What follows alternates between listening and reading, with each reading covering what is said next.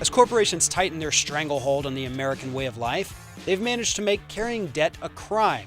After all, they're the ones that you owe money to. So now we're seeing a return to the olden days of history where debtors' prisons were the norm. Joining me now to talk about this is Howard Nations. Howard, back in the 1600s and 1700s, debtors' prisons, they were all over. It was very common. If you owed somebody money and you couldn't repay, you would either go to prison, you would be in what they call debt servitude to this person, where they could almost have you as a slave until you worked off your debt. Obviously, in America, we have a huge problem with mounting personal debt. And it looks like, especially over there in Texas, they're kind of revisiting this idea of the debtor's prison. Explain to us what's happening. Well, supposedly debtor prisons, federal debtor prisons, were abolished in 1833, and most of the states followed that on the concept that a loan repayment is a civil matter. It's not a basis for a criminal prosecution. It is, as a matter of fact, a violation of the equal protection of the laws. But despite the Constitution and federal laws, a third of our states right now not only allow but enable debtors' prisons. The courts act as bill collectors for private lenders. Now, in Texas, to the credit of the legislature, in 2012, they passed a law that said that creditors cannot use criminal charges to collect private debt in the absence of fraud or an independent crime.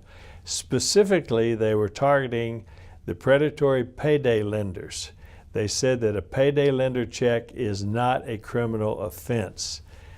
Despite this, in a study by Appleseed of 8 of the 254 counties in Texas, from 2012 to 2014, 2 years after the law was passed, just in those 8 counties, there were 1,576 criminal contempts issued. And these are handled en masse in Texas by the Justice of the Peace courts. There's no review by the court. The courts are daily violating state and federal law, and they're serving as bill collectors for the predatory payday lenders. And one of the problems with these courts is that they seem to just be rubber stamping these because they are getting so many of these complaints. I mean, how bad is it? Take us through the process a little bit with what happens in the court.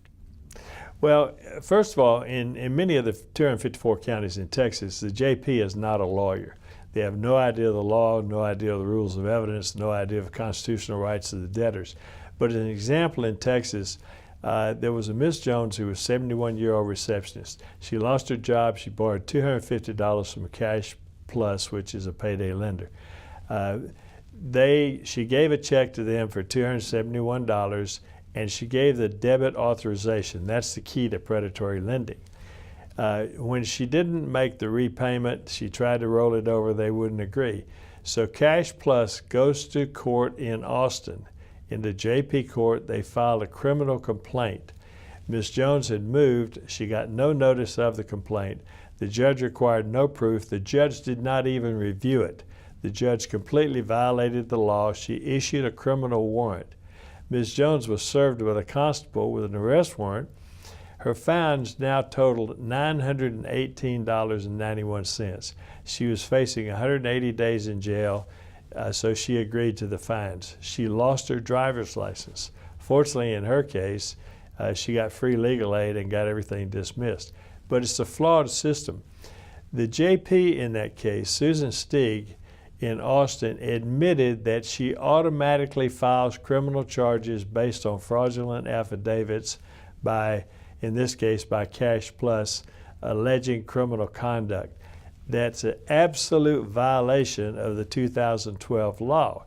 But she said she just passes everything up to the county attorney. The county attorney says, I never told her to do that. We're not here to review her work.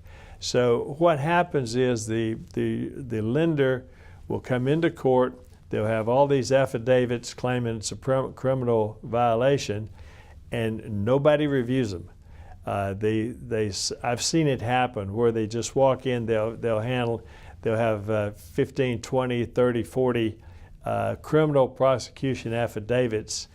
The clerk just simply goes through and calls the person's name. If they're not there, they stamp it, criminal prosecution, warrant issued for their arrest. If they are there, they're told, okay, you're facing a check charge, you're facing 180 days, up to 180 days in jail and additional fines. How do you plead? And so faced with that, they generally plead guilty and have to pay these outrageous fines. And so $250 becomes $918.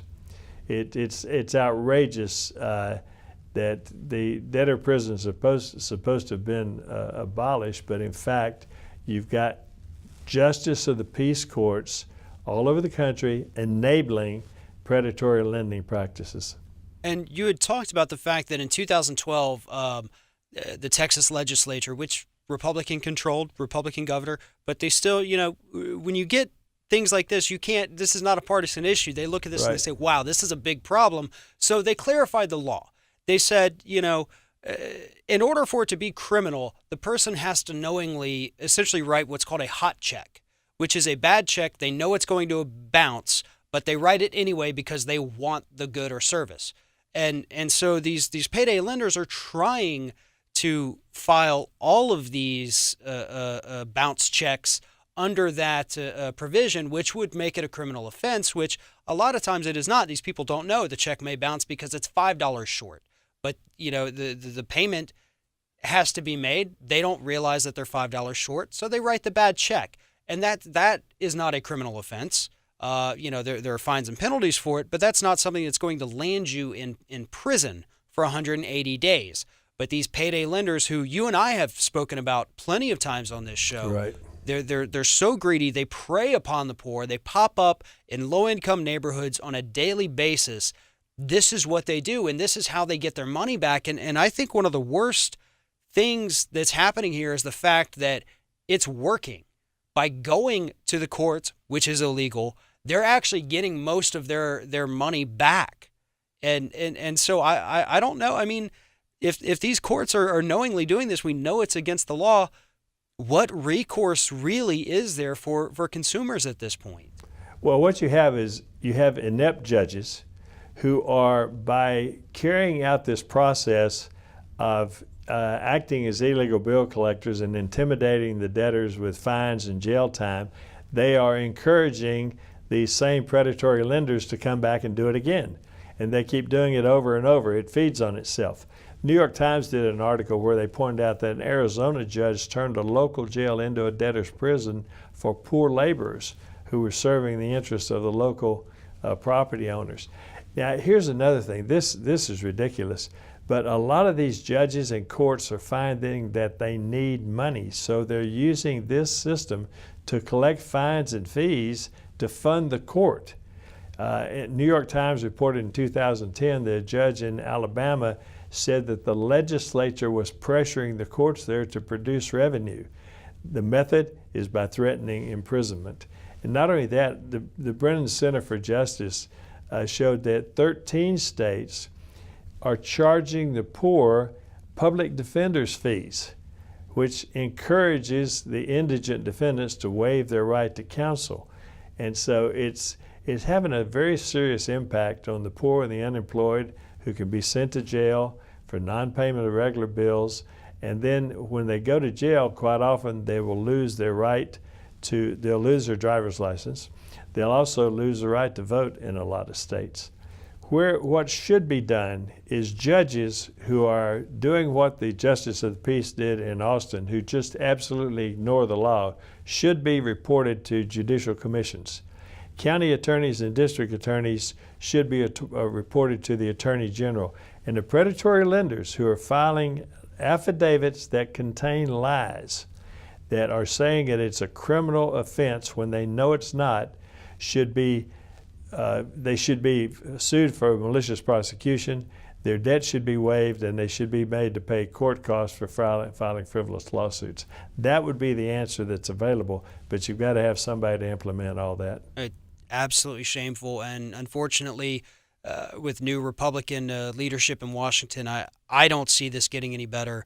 But Howard, as always, thank you so much for telling us this story and for all the work that you do. Thank you very much. Thanks, Farron.